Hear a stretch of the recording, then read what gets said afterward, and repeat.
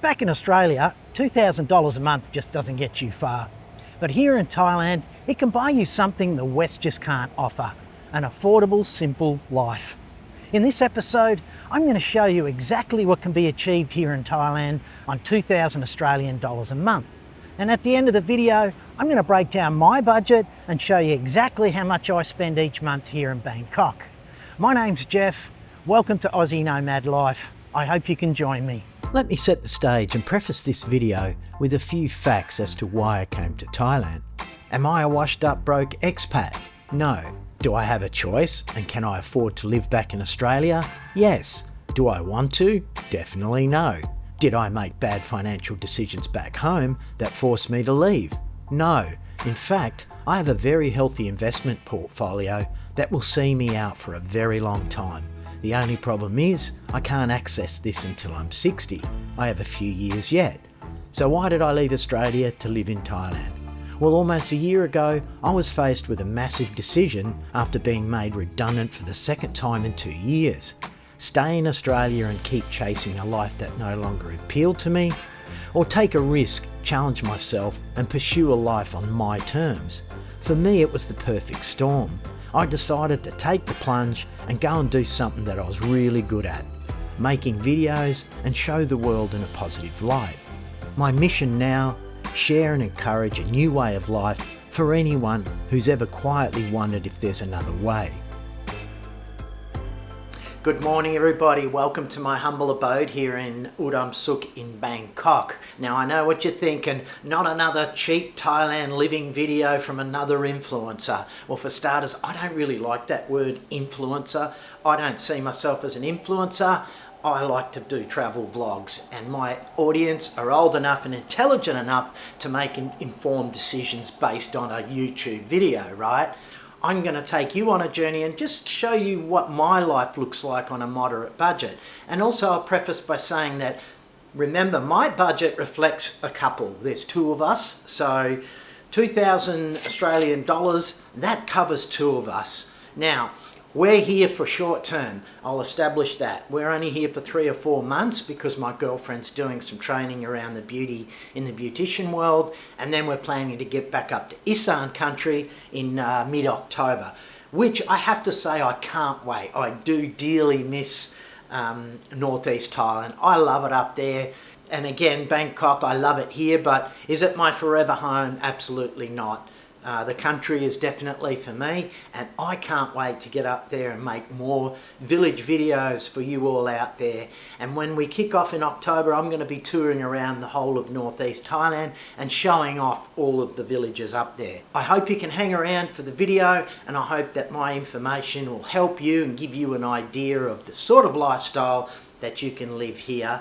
When you're looking at the cost of living, housing is one of the biggest pieces of the puzzle, because home is truly where your heart is, and getting that choice right can make a huge difference to your quality of life.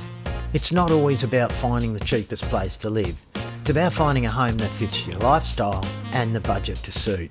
Okay, let's show you the condo tour. Now, I would describe this place as more of a locals condo. There aren't a lot of expats in this building. We'll take you upstairs. It's got all your usual security. Now, I've never lived in a high-rise. It's hardly a high-rise. I think it goes to about 24. But this place kind of reminds me of one of the first apartments that I rented when I was a young fella. And the good thing about the older places, like this one, I just think the room, I really don't like these little boxed in, 28 to 35 square. This is, I think it's just over 40, but big difference. This is really just a pokey little 1 bedroom. But the newer condos, they're on another level. And it's nice, well lit, it's clean, it's dry, it doesn't have any mold. I've been in some of these newer condos, and I went to one up the road, and I'm not joking, it was 10 years old and it was falling apart at the seams. So welcome home. For our regulars, they probably, you've already seen this place. So yeah, don't blink. It's nothing flash, everybody. It's more, we've got this place out of convenience. There's our kitchen. It's a little untidy. I didn't give it a spring clean. So there's our kitchen area. We just have our main area here. Patchy's been doing all her work on that table there. She does a lot of homework after she finishes college, and that's my little studio there. And the one thing I love, especially at night time, is this. It's the views. And we're kind of facing Samarong is that way. But not a bad area. You can hear the BTSs right there. That can get a bit noisy at times, but again, I wouldn't stay here long term. We grabbed this place because it's short term, and there's our simple bedroom. It's just a basic one bed. Here's our simple bathroom, and again, you're not just squashed in here.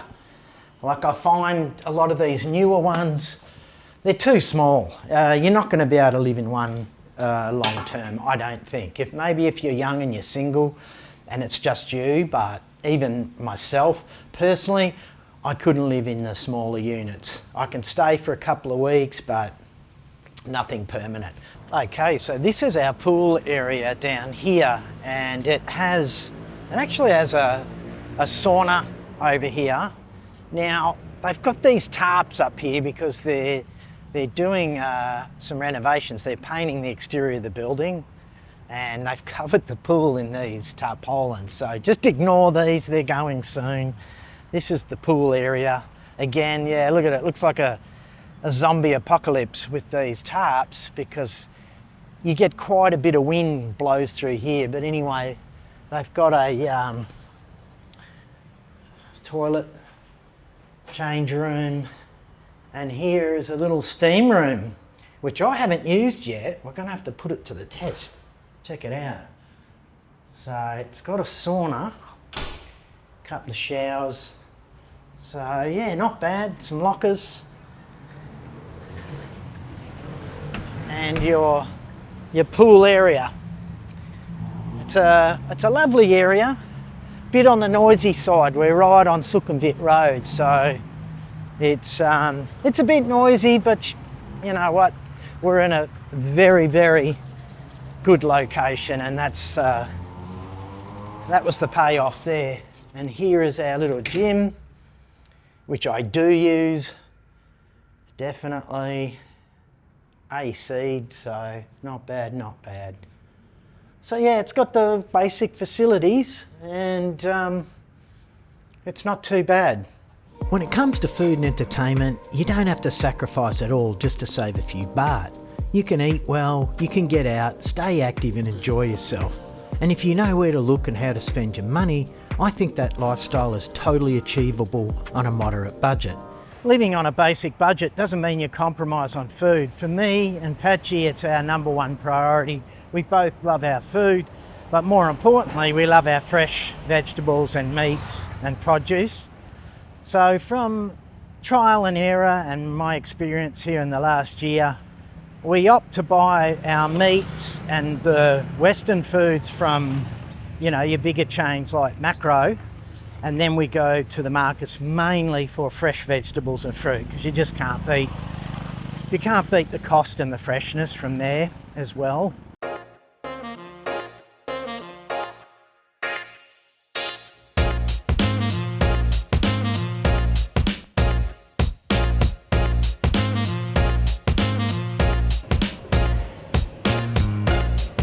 Prices aren't too shabby in these chains for vegetables, but I just find the markets are fresher.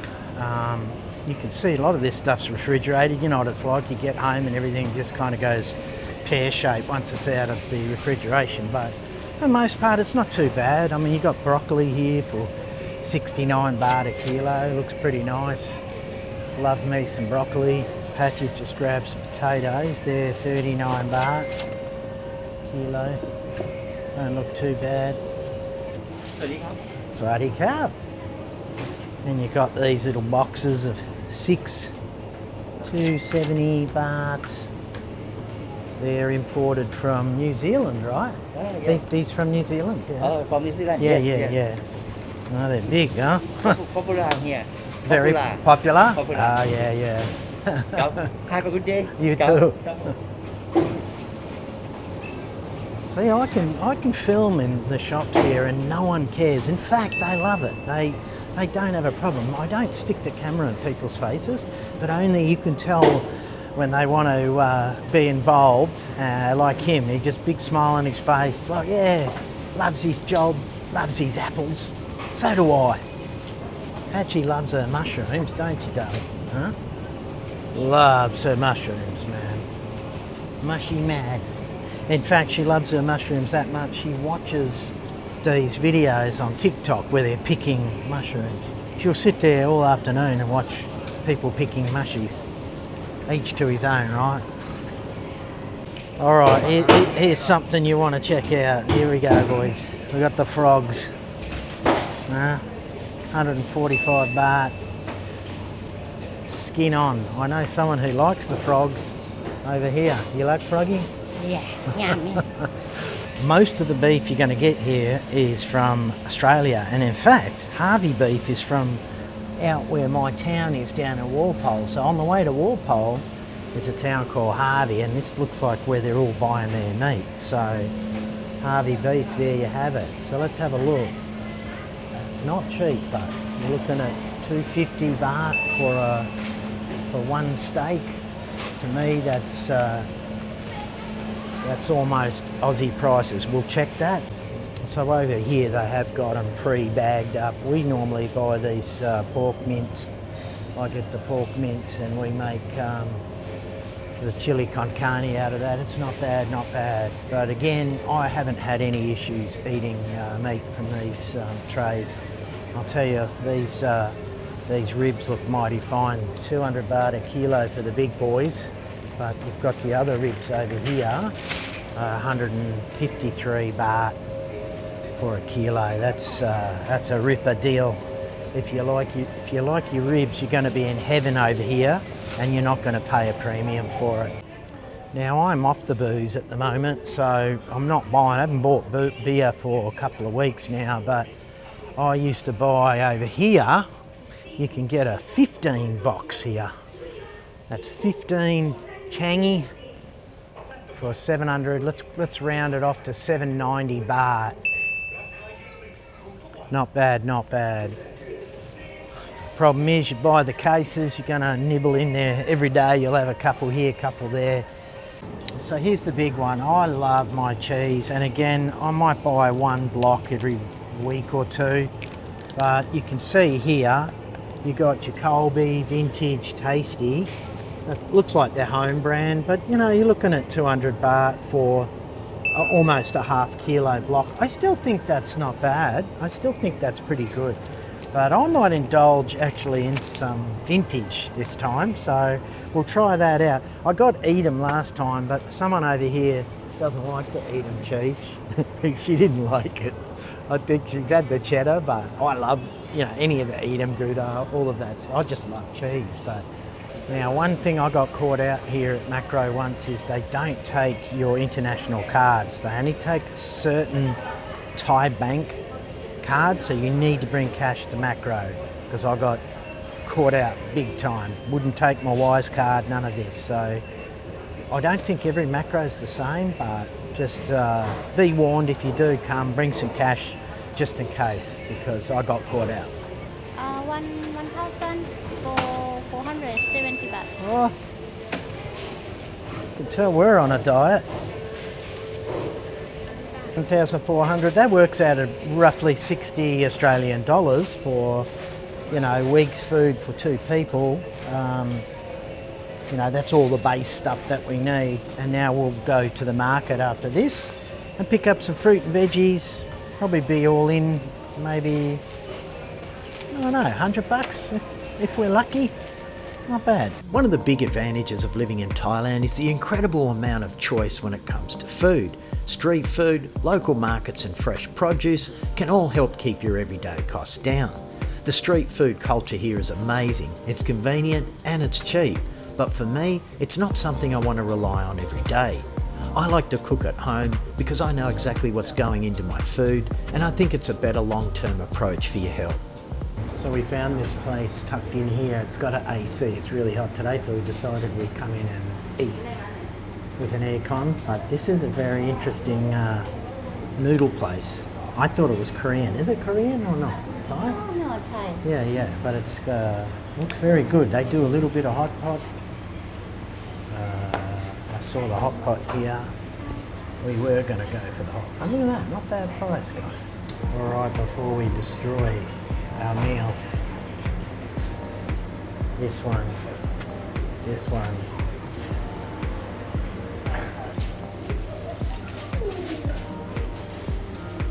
So hungry.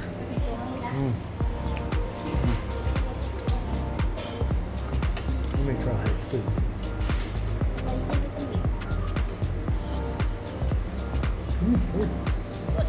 This looks like a crispy pork belly. Yeah. On its own.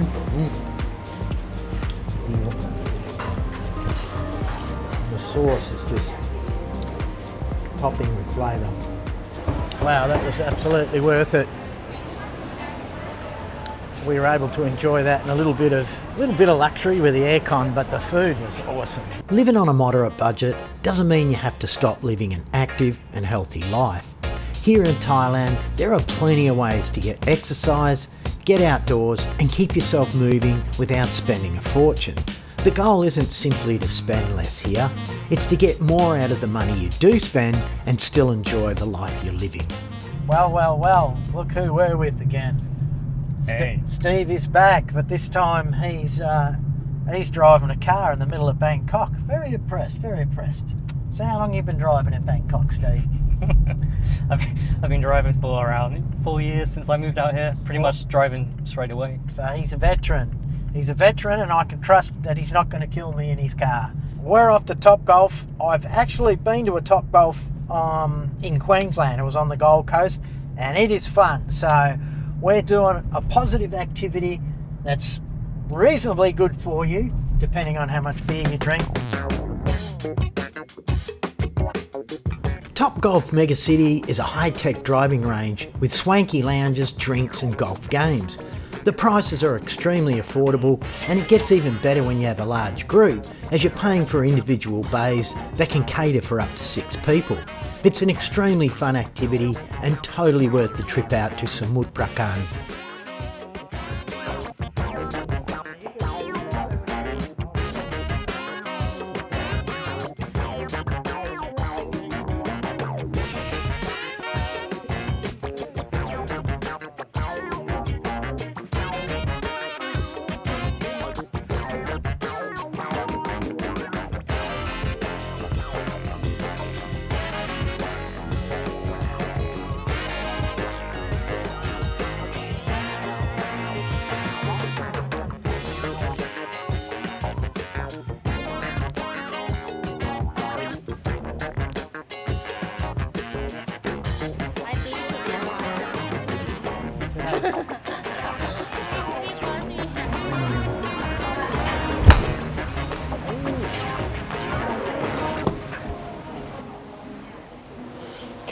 Can you have You teacher want me here? to teach him?